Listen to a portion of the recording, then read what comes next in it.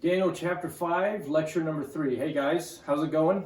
In this lecture, we're going to be finishing up the chapter. Now, as we previously learned, Belshazzar has this strange writing show up on the wall in the middle of his party, and Daniel has not been associated with the other magicians and enchanters and astrologers, and so Daniel is called in. Remember, he's in his 80s, and Belshazzar is in his 30s, and so at this point, Daniel's thought process is more towards what's coming next in life as opposed to the temporary gains of the here and now, right?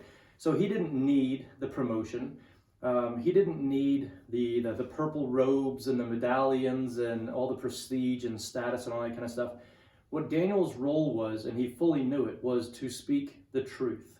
And how does he do that? Well, before he explains what the writing on the wall is all about, Daniel takes advantage of the opportunity to kind of give Belshazzar a little bit of an understanding of his own family lineage. And what do I mean by that? Well, if you read through the section here, Daniel basically explains to Belshazzar who he is in comparison to who Nebuchadnezzar was. Now, I don't know about you, but sometimes when we get compared to other people, it's not necessarily a positive thing. And that's kind of the subtle jab that Daniel was taking advantage of here with Belshazzar. He was actually letting him know that, hey, you think you're a good king, you don't know what a good king was because, you didn't really know Nebuchadnezzar the way I knew him. So there's this contrast, there's this comparison between Nebuchadnezzar and Belshazzar, and it comes to a final wrap up where Daniel says, hey, listen, at least Nebuchadnezzar was smart enough to humble himself before God. And that's basically the kind of the last straw for Belshazzar. That's Daniel's way of saying, hey, look, you're so full of pride that you don't have any ounce of willingness to submit yourself to God, to humble yourself. And so again, here we see the issue of pride rearing its ugly head, and Belshazzar just could care less, really. And so there's this, again, compare and contrast between Nebuchadnezzar and Belshazzar. So after Daniel has reviewed the king's lineage and his heritage, his background, after he shared about his relationship and his friendship with Nebuchadnezzar back in the day, then Daniel goes into the explanation of the writing on the wall. And truthfully, it's not as difficult as it might sound as we read through it. Mene, mene, tekel, parsin. If you read through the scriptures here, it says, Mene, God has numbered the days of your reign and brought it to an end. Tekel, you have been weighed on the scales and found wanting. Parsin, your kingdom is divided and given to the Medes and the Persians. So this is the culmination of Nebuchadnezzar's dream back in chapter 2, where he had the statue, the golden head and the Medo-Persians. And then at the end of this chapter, Belshazzar is literally sitting there while the Medes and the Persians invade Babylon and take over. And that is the significance of the writing on the wall. Why mene mene? Well, the repetition of that word is for a statement of explanation. It's a hey, pay attention to what's about to happen. And when I say what's about to happen, literally that night in the midst of this banquet hall, Belshazzar is killed and Babylon falls, and the next empire takes over.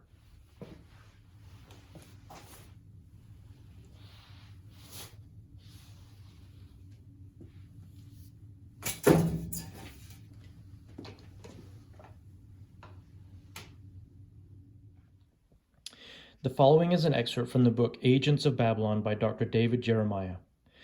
The most famous military tactic in history may be the Greeks' use of a giant wooden horse to sneak soldiers into the city of Troy.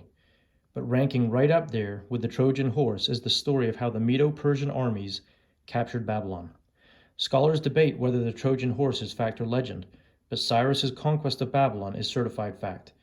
The highly regarded Greek historian Herodotus wrote a full account of the event. Cyrus, having thus stationed the bulk of his army near the passage of the river where it enters Babylon, and again having stationed another division beyond the city, where the river makes its exit, gave orders to his forces to enter the city as soon as they should see the stream fordable. Having thus sustained his forces and given these directions, he himself marched away with the ineffective part of his army, and having come to the lake Cyrus, diverted the river by means of a canal into the lake, which was before a swamp. He made the ancient channel fordable by the sinking of the river. When this took place, the Persians, who were appointed to that purpose close to the stream of the river, which had now subsided to about the middle of a man's thigh, entered Babylon by this passage. It is related by the people who inhabited this city that the Babylonians who inhabited the center knew nothing of the capture, for it happened to be a festival. But they were dancing at the time and enjoying themselves, and thus Babylon was taken for the first time. On the night of October 11, the Medo-Persian army slipped beneath the wall of Babylon and put Belshazzar to death. The prophecies of Jeremiah were fulfilled. Babylon had fallen to its enemies. Daniel 4 marks the end of Nebuchadnezzar, the builder of Babylon. Chapter 5 marks the end of Belshazzar and of Babylon. The head of gold on the Colossus was now defeated by the chest and arms of silver. Babylon was absorbed into the inferior empire of the Medes and Persians. As we close this chapter, we do well to heed the words of John F.